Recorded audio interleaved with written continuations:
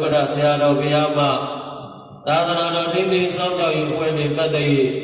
ဩဝါဒကထာရှိပြပေးပါရာတပည့်တော်ယူသေးစွာဖြင့်လျောက်ကြအပ်ပါတယ်ဗျာဒီနေ့စည်းဝေးလို့ရောက်တော်မူလာကြကုန်သောဝိနည်းသံဃာ၌ကဘဝဆရာတော်များတက်ကြီးမြို့နယ်ရကြီးသံဃာနာယကဥက္ကဋ္ဌတော်ဆရာတော်များရကြီးအုပ်ချုပ်ရေးမှူးများမြို့နယ်အုပ်ချုပ်ရေးမှူးရုံးမှကိုယ်စားလှယ်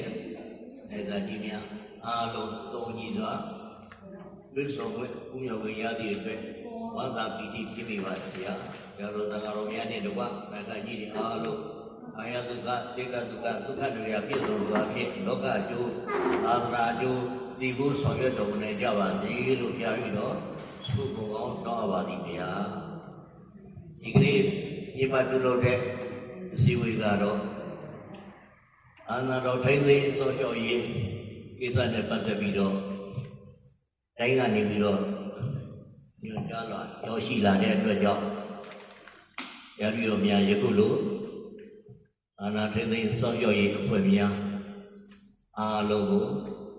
ပြေးဖိတ်ပြီးတော့ညှို့ထားခြင်းဖြစ်ပါတယ်